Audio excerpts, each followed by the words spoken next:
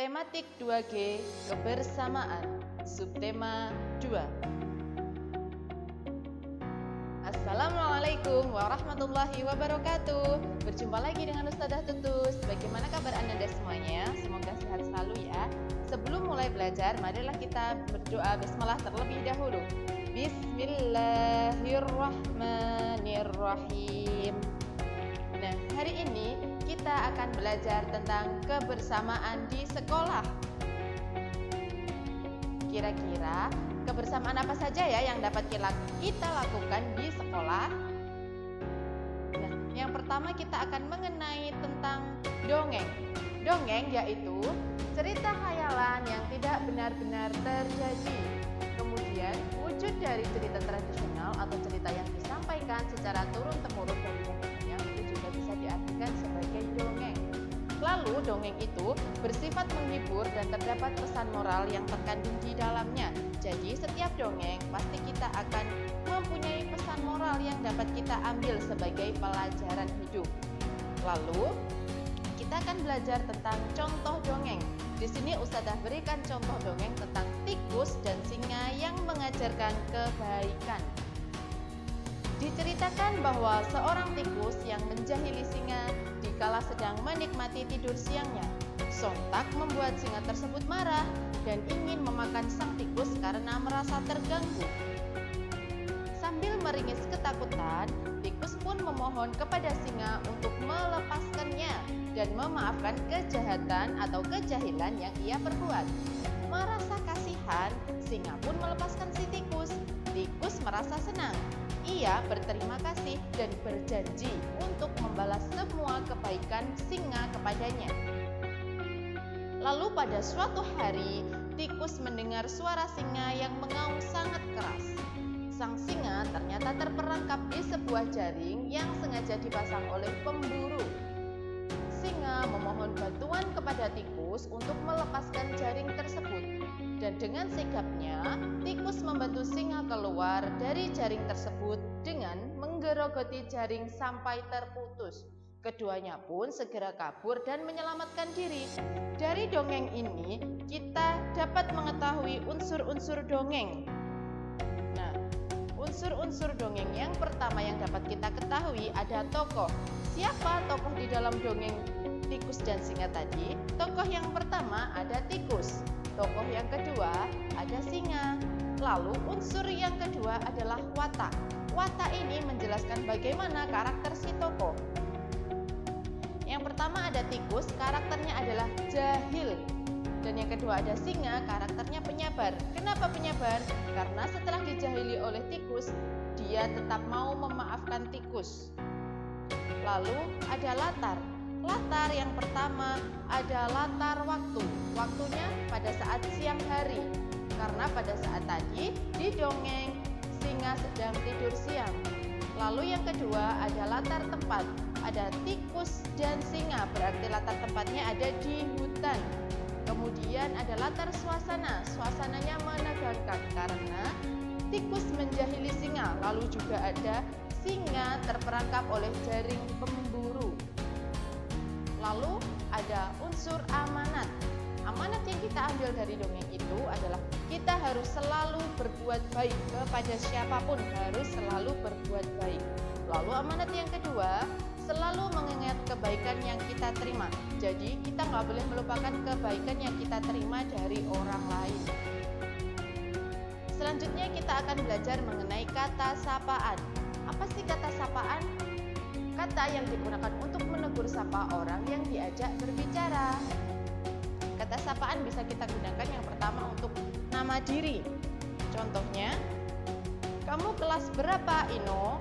Lalu contoh yang kedua, rumahmu di mana, Laras? Nah, Ino dan Laras ini adalah contoh kata sapaan yang menggunakan nama diri. Kemudian, ada kata dalam kekerabatan. Contohnya, kemana ibu akan pergi? Di mana kakak bermain sepak bola? Ibu dan kakak merupakan kerabat. Jadi, termasuk ke dalam kata dalam kekerabatan. Lalu, bisa juga kita gunakan untuk gelar jabatan atau profesi. Contohnya, sakit apa yang saya derita dokter? Kemana kita akan berlayar, Kapten? Dokter dan kapten merupakan profesi, jadi termasuk ke dalam kata sapaan dalam gelar jabatan ataupun profesi. Dan selanjutnya ada kata nama pelaku. Contohnya, selamat malam hadirin yang terhormat. Selanjutnya ada selamat pagi peserta yang berbahagia. Nah, hadirin yang terhormat dan peserta yang berbahagia ini yang menunjukkan kata dalam pelaku. Di sekolah pasti terdapat banyak sekali perbedaan. Nah, perbedaan itu contohnya perbedaan suku ataupun asal daerah, lalu berbeda pakaian adat, berbeda kegemaran, berbeda makanan dan minuman kesukaan. Tetapi dari semua perbedaan itu kita harus selalu tetap hidup rukun. Bagaimana agar hidup rukun itu selalu tercipta? Salah satunya dengan tidak mengolok-olok kegemaran teman. Menghormati kegemaran teman agar tercipta saling menghargai, dan tercipta jika kita saling menghargai, tidak saling mengejek ataupun menjelekkan teman yang lain. Nah, yang terakhir agar tercipta kesatuan dan persatuan di sekolah.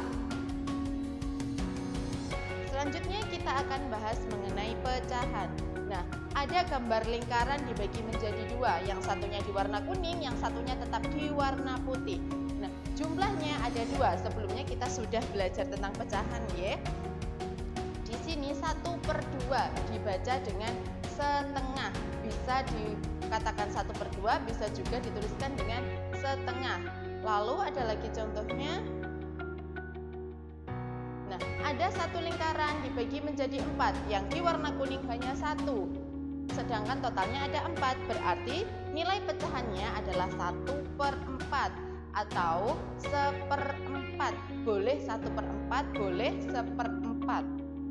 Lalu ada lagi, ada satu lingkaran dibagi lagi menjadi 4, tetapi yang di warna 3. Karena total yang di warnanya ada 3, berarti nilai pecahannya 3/4. Nah, itu 3/4. Lalu ada lagi satu lingkaran dibagi menjadi 3, yang di warna kuning hanya 1, berarti totalnya pecahannya 1/3 atau bisa ditulis dengan 1/3. Ustadzah beri contoh, ada 4 topi, 3 topi berwarna merah dan 1 topi berwarna coklat. Nah, topi coklat sama dengan titik-titik bagian dari seluruh topi. Jumlah seluruh topi ada 4, sedangkan topi coklatnya hanya ada 1. Maka nilai pecahannya adalah 1/4 atau bisa ditulis 1/4. Lalu ada lagi, ada 5 buku, 2 buku berwarna merah dan 3 buku berwarna coklat. Buku merah sama dengan titik-titik bagian dari seluruh buku. Buku merah tadi berjumlah 2, sedangkan seluruh bukunya berjumlah 5. Maka nilai pecahannya adalah 2/5. Nah, ada gambar 4 tas, 3 tas berwarna hijau dan 1 tas berwarna coklat. Tas hijau sama dengan titik-titik bagian dari seluruh tas. Tas hijaunya jumlahnya ada 3, sedangkan seluruh jumlah tasnya ada 4, maka nilai pecahannya adalah 3/4. Lalu contoh yang terakhir ada 3 pensil, 1 pensil berwarna kuning dan 2 pensil berwarna hitam. Pensil kuning sama dengan titik-titik bagian dari seluruh pensil. Pensil kuning jumlahnya hanya ada 1, sedangkan seluruh pensil jumlahnya ada 3. Maka nilai pecahannya adalah 1/3 atau dapat ditulis 1/3. Selanjutnya kita akan belajar mengenai kebersamaan di dalam menari. Gerak tari adalah gerakan yang teratur dan berirama. Nah, gerak tari itu sendiri dibagi menjadi 2, gerakan tari yang mudah serta gerakan tari yang rumit. Gerakan tari yang mudah adalah gerakan tari salah satu bagian tubuh. Contohnya seperti gerakan kepala, gerakan tangan, ataupun gerakan kaki. Nah, itu Contohnya, gerakan mengayunkan tangan ke depan ataupun ke belakang. Lalu ada gerakan tari yang rumit adalah gerakan gabungan dari anggota tubuh. Gabungannya apa saja? Gabungan dari gerakan tangan dan kaki atau gabungan gerakan kepala dan juga gerakan tangan. Contohnya, gabungan gerakan kedua kaki jinjit dan pergelangan tangan diputar. Selanjutnya kita akan belajar mengenai kebersamaan dalam bermain air. Sebelumnya kalian juga sudah belajar tentang bermain air. Nah, kebersamaan yang dapat dilakukan yang pertama yaitu berjalan-jalan di air. Bagaimana sih berjalan di air itu? Berjalan, kita harus berjalan di kolam renang yang dangkal. Kemudian berjalan dari ujung kolam renang yang satu ke ujung kolam renang yang lain. Berjalan secara hati-hati dan dapat dilakukan secara bersama-sama dengan bergandengan dengan temannya. Lalu yang kedua ada berlatih menahan nafas. Berdiri di tepi kolam renang, merentangkan tangan lurus ke depan, membungkukkan badan ke depan dan membenamkan kepala ke dalam air seperti yang ada di gambar.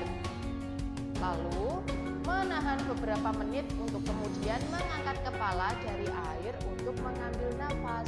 Diulangi lagi dengan tambahan hitungan saat membenamkan kepala. Bisa dilakukan bergantian dengan temannya. Lalu ada juga yang terakhir, berlatih melayang di air. Yang harus kita lakukan, berdiri di kolam renang yang airnya setinggi dada. Badan membungkuk dan tangan lurus ke depan. Memegang tepi kolam dan telapak tangan menghadap ke bawah seperti yang ada di gambar. Kemudian kepala menghadap dinding kolam, kaki diapungkan lurus ke belakang dan diusahakan agar lengan tetap lurus. Ini bisa dilakukan dengan bantuan teman. Kalau kakinya tidak bisa mengapung, bisa dibantu temannya untuk memegangi kakinya terlebih dahulu.